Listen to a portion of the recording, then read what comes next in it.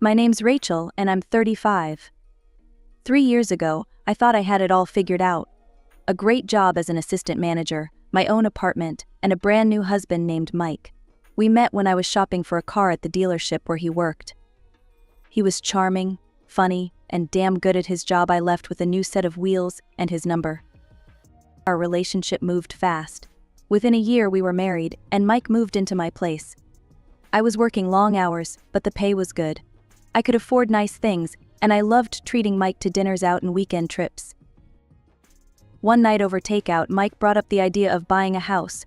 "Rach," he said, mouthful of lo mein, "we should start looking for a place of our own. You know, somewhere we can really settle down. We're not getting any younger, and if we want kids someday." Kids. The word hung in the air between us. We'd talked about it before, but always in that vague someday kind of way. Now, with Mike looking at me all eager and hopeful, it suddenly felt very real. "You're right," I said slowly. "Let's do it." The next few weekends were a whirlwind of open houses and realtor appointments. We saw everything from tiny fixer-uppers to McMansions way out of our price range. Finally, we found it a cozy 3-bedroom with a big backyard in a nice neighborhood. But there was one big problem: money.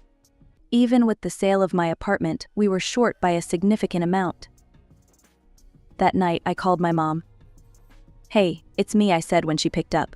"We found a place, Mom. It's perfect. But you need money," she finished for me. "How much?" I told her the amount, wincing as I said it out loud. There was a long pause. Then, "Okay, I'll give you the money, but there are conditions." My stomach dropped. "What kind of conditions?" "First, Mike can't know it's from me. Tell him you got a loan or something. Second, the house goes in your name only, not joint ownership, just you." I frowned. "Mom, that's not fair to Mike. We're married, it should be both of ours." "Rachel, listen to me," her voice was stern. "I've got a bad feeling about this. Just humor your old mom, okay? Take the money, buy the house, but protect yourself." I wanted to argue, but I knew that tone. Once my mom made up her mind, there was no changing it, and without her help, we'd lose the house. "Okay," I agreed reluctantly. "I'll do it your way." As I hung up, I felt a mix of excitement and guilt. We were getting our dream home, but I was starting our life there with a lie.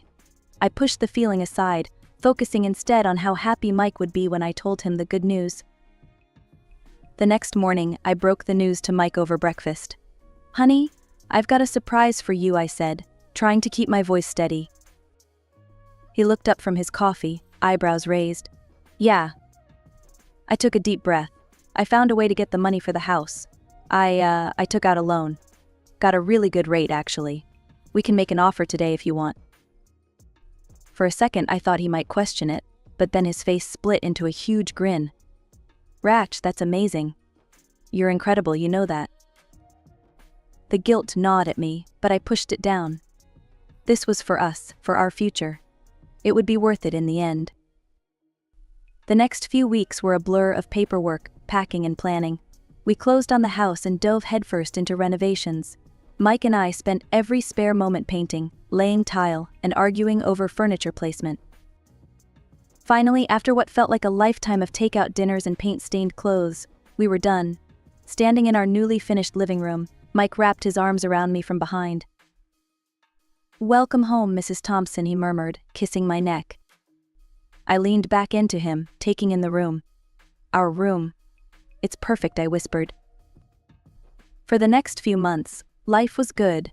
Really good. We settled into a routine in our new home, and every night we'd talk about our future kids. Which room would be the nursery, what names we liked, whether we wanted a boy or a girl first. Then, on a random Tuesday, everything changed. I was at work when my phone rang. It was Mike, and he sounded shell-shocked. "Rack, I got fired. Budget cuts. They're downsizing the whole department."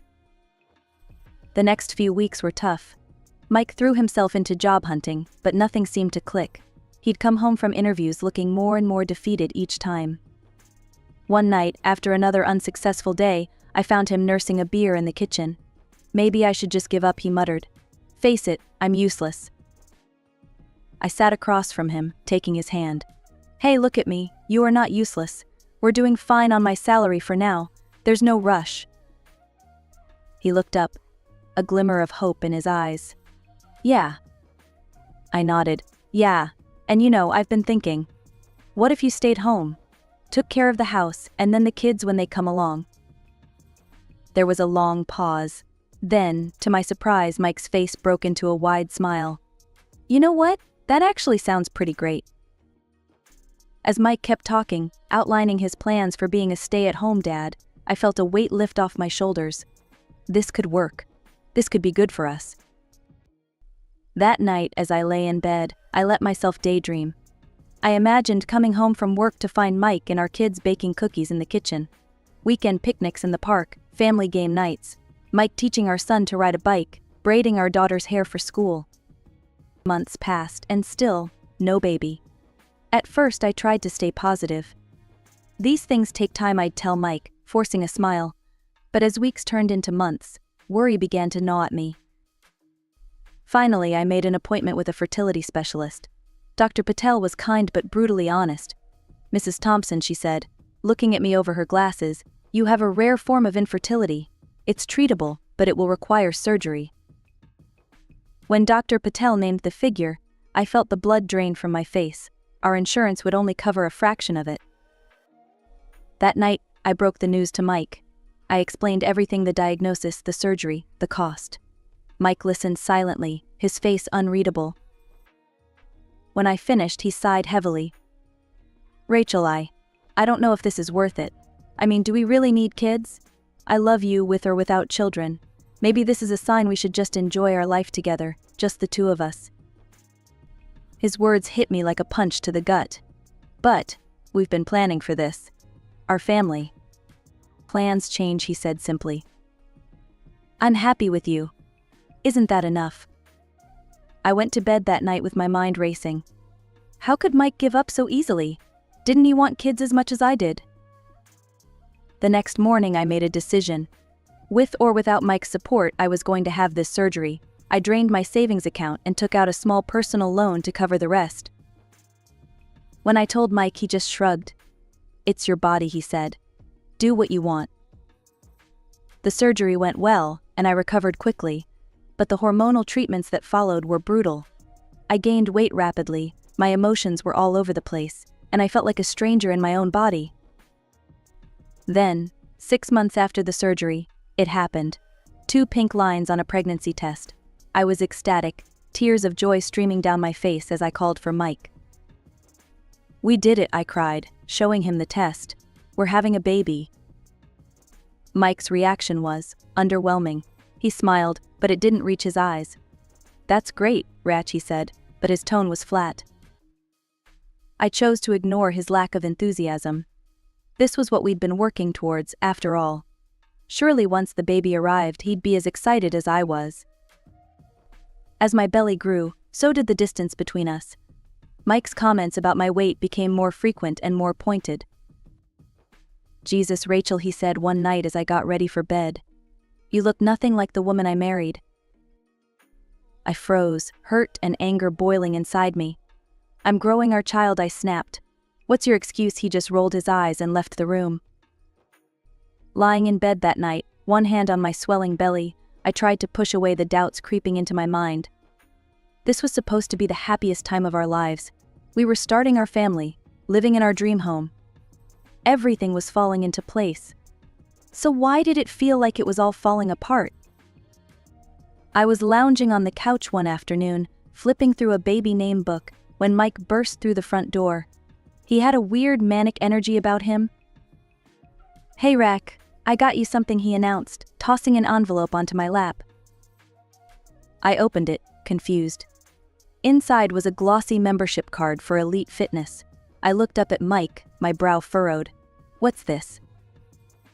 He grinned, like he'd just given me the best gift ever. It's a gym membership. I figured you could use it to, stay in shape during the pregnancy. My jaw dropped. Was he serious? Mike, I'm 5 months pregnant. The doctor said no strenuous exercise. Are you out of your mind? I'll worry about my figure after the baby's born, thanks. Mike's face clouded over. "Fine," he muttered. "Guess I'll use it then. Wouldn't want it to go to waste." And use it he did. Suddenly Mike was at the gym every day. He started drinking these nasty-looking protein shakes and weighing his food. He even started getting his eyebrows waxed and going for facials. Meanwhile, I was feeling more and more like a beached whale. My ankles were swollen, my back ached constantly, and I couldn't seem to stop eating. Mike's transformation only made me feel worse. A few months into his new routine, Mike looked like he'd stepped off the cover of Men's Health, all lean muscle and perfect hair, and boy did he know it. His comments about my appearance, once just annoying, turned cruel. "Hey Rach," he'd say, smirking. "Remember when you used to be hot?" Or, "Damn babe. You sure there's only one kid in there?" Each word was like a knife to my heart. I tried to laugh it off, to remind myself that this was just temporary, that it was all worth it for our baby. But it was getting harder and harder to believe that. Then, at 24 weeks, everything went to hell. I was fixing lunch when I realized something was wrong. The baby, usually so active at this time of day, wasn't moving. I prodded my belly gently. Nothing. Panic rising in my throat, I called Dr. Patel. She told me to come in immediately. The next few hours were a blur of tests, worried faces, and finally, the devastating news our baby's heart had stopped beating. I was rushed into emergency surgery. When I woke up, groggy and in pain, the first thing I saw was Mike's face. For a moment I felt a flicker of hope. Maybe this tragedy would bring us back together. But then he opened his mouth. "You know, Rach," he said, his voice oddly casual, "maybe this is for the best.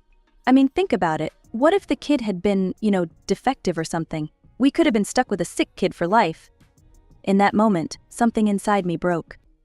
This man, this stranger with his perfect body and cold eyes, wasn't the Mike I had married. He wasn't the man I'd dreamed of starting a family with. As the reality of what had happened sank in, I felt myself slipping into a dark pit of despair. I'd lost my baby, and it seemed I'd lost my husband too. Days blurred into weeks. I was drowning in grief, barely keeping my head above water. Mike, on the other hand, seemed totally unfazed. He went about his life like nothing had happened, like we hadn't just lost our child.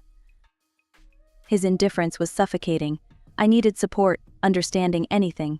Instead, I got gym selfies and protein shakes. Finally, I decided to see a therapist. Dr. Landry was kind and patient, helping me navigate the stormy waters of my grief. After a few sessions, she suggested that Mike join us. I nodded, a flicker of hope in my chest. Maybe this was what we needed to reconnect. That hope was quickly extinguished when I broached the subject with Mike. "Therapy," he scoffed, not looking up from his phone. "That's for crazy people. I'm fine." "But we're not fine," I insisted. "We need help, Mike. We need to talk about what happened." He finally looked at me, his eyes cold. "There's nothing to talk about, Rachel. It's over. Move on." His words hit me like a slap. As I watched him walk away, I realized something. This wasn't just about the baby. Something fundamental had changed in Mike. Or maybe it had always been there and I was only now seeing it clearly. As the sharpest edges of my grief began to dull, I started paying closer attention to Mike. His new body wasn't the only change. He was colder now, crueler.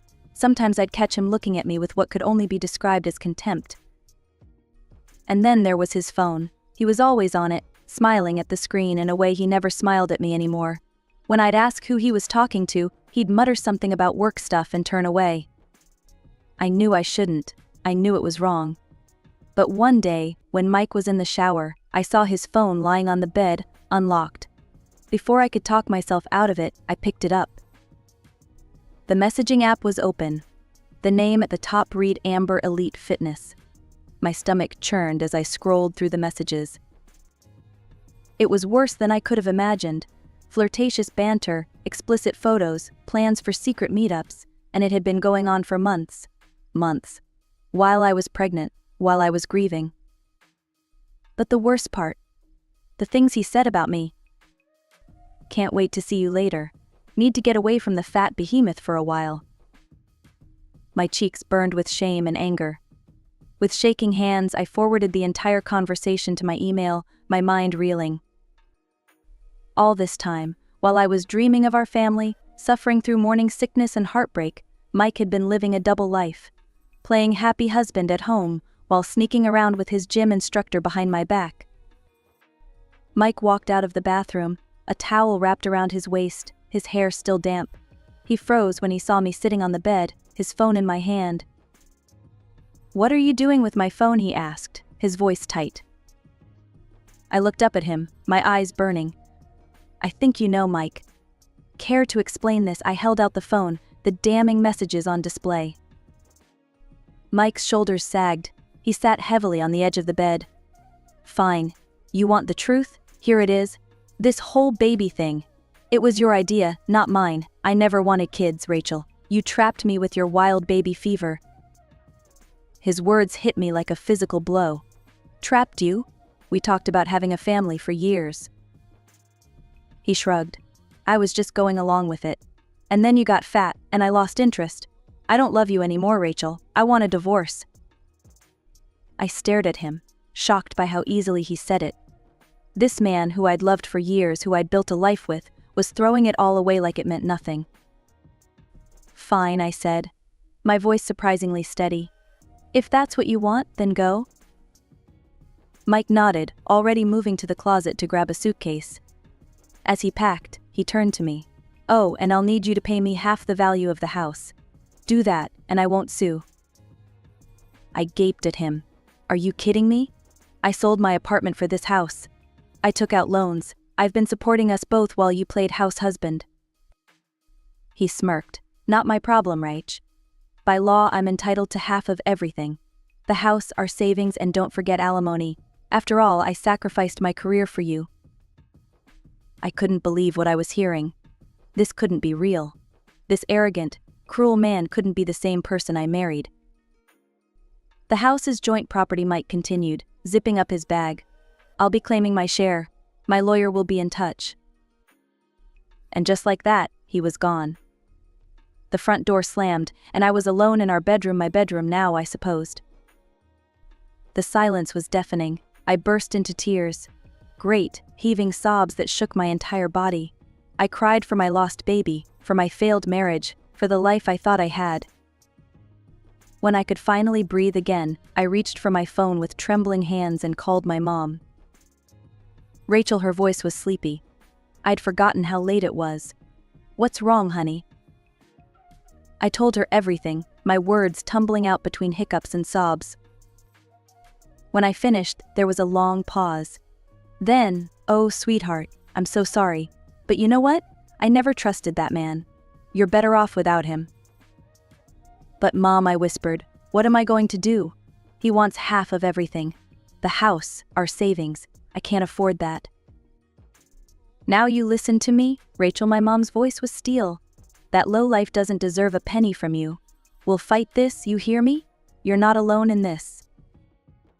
As I hung up the phone, I felt a tiny spark of something I hadn't felt in a long time: hope. Maybe, just maybe, I could get through this. The next few months were a whirlwind of legal paperwork, heated arguments, and sleepless nights. Mike, true to his word, had hired a team of high-powered lawyers. Their goal: to leave me with nothing. But I wasn't going down without a fight. My lawyer, Sarah, was a force to be reckoned with. The day of our first court appearance, I felt like I might throw up. Mike sat on the other side of the courtroom, looking smug in an expensive suit. His eyes met mine, and he smirked. I looked away, my hands shaking. Mike's lawyer stood up first, painting a picture of me as a spendthrift who had frittered away our joint savings. "Your Honor," he said, his voice dripping with false concern, "my client simply wants what's rightfully his, half of their shared assets, including the substantial savings they had accrued." Sarah stood next, a small smile playing on her lips. "Your Honor, if I may," she said, producing a stack of documents. "These are Mrs. Thompson's bank statements from the past year. As you can see, the money was spent on fertility treatments and pregnancy-related medical expenses, all before Mr. Thompson asked for a divorce." The judge peered at the documents, then at Mike's lawyer. "These appear to be in order. The money was clearly Mrs. Thompson's to spend as she saw fit. Mike exploded out of his seat. "She's a thief," he shouted, his face red. "She planned this." The judge banged his gavel. "Mr. Thompson, control yourself, or I'll hold you in contempt." Mike's lawyer, looking flustered, changed tack. "Fine, Your Honor, but my client is still entitled to half the value of their home. It was purchased during the marriage, making it joint property under state law." I held my breath, waiting for Sarah's response. She stood slowly, that same small smile still on her face. "Actually, Your Honor," she said, "that's not the case here." She produced another set of documents. The house was purchased entirely with Mrs. Thompson's funds. Part came from the sale of her pre-marital apartment, and the rest was a gift from her mother. Furthermore, the deed is solely in Mrs. Thompson's name. She handed the documents to the judge. I watched as he looked them over, my heart pounding in my chest. After what felt like an eternity, he looked up. "These appear to be in order," he said. "Given this evidence, Mr. Thompson has no claim to the property." I let out a breath I didn't know I'd been holding. Across the room, Mike looked like he'd been slapped. The judge continued, "I'm prepared to make a ruling on the division of assets. Mr. Thompson, given that you have no claim to the house and that the shared savings were legitimately spent before divorce proceedings began, I'm afraid you're not entitled to any of the marital assets." As we stood to leave, I caught Mike's eye. The look he gave me was pure venom. "This isn't over," he spat. "I'll sue you for alimony. You'll see. I'll take you for everything you've got." I turned away, my legs shaky as I followed Sarah out of the courtroom. We'd won this battle, but I had a sinking feeling that the war was far from over. Outside, Sarah put a hand on my shoulder. "You did great in there," she said, "and don't worry about his alimony threats. We've got a strong case against that too." The day of the final hearing arrived. I walked into the courthouse with my head held high, Sarah by my side. Mike was already there, looking desperate and disheveled. Gone was the smug, well-dressed man from our first court appearance. This Mike looked like he hadn't slept in days. As soon as the judge entered, Mike's lawyer launched into his spiel. "Your Honor, my client has been a devoted husband for years. He sacrificed his career to support his wife's. He's entitled to alimony to maintain the lifestyle he's accustomed to." I felt a flicker of anger. Devoted husband? Sacrificed career? What a joke. Sarah stood, cool as ever. "Your Honor, if I may," she pulled out a familiar-looking document. "This is a transcript of messages between Mr. Thompson and his friend. I think you'll find it illuminating." The judge read through the messages, his eyebrows rising higher with each page. When he finished, he looked at Mike, who seemed to shrink under his gaze. "Mr. Thompson," the judge said, his voice stern, "these messages clearly show that you chose not to work, preferring to, and I quote, live off the fat cow and enjoy life. Your claim of sacrifice rings rather hollow in light of this evidence." Mike's face went pale. His lawyer looked like he wanted to disappear.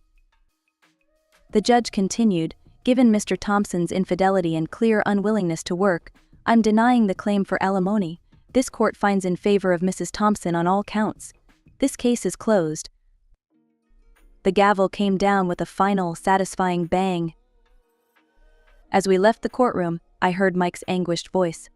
"What am I supposed to do now? I took out loans for these lawyers. I'm ruined." I couldn't help it. I turned and looked at him, a small, mocking smile on my face. Our eyes met, and for a moment I saw the man I'd married scared, alone, and completely lost. Then the moment passed, and he was just Mike again, the man who'd betrayed and tried to destroy me. Later that week, I met some friends for dinner. Over wine and pasta, they filled me in on the local gossip. Apparently, Mike's mistress had dumped him as soon as she realized he was broke. Now he was working as a night janitor at a local high school, trying to pay off his debts. As I drove home that night, I felt a weight lift off my shoulders. It was over. Really, truly over. The house was quiet when I got home, but it didn't feel lonely anymore. It felt peaceful. I walked through each room, touching the walls, the furniture. This was mine, all mine, and no one could take it away from me. I called my mom to give her the news. "I knew you'd win, sweetheart," she said. her voice warm with pride. "I'm so glad I insisted on putting the house in your name." "Me too, Mom," I said, feeling a rush of gratitude.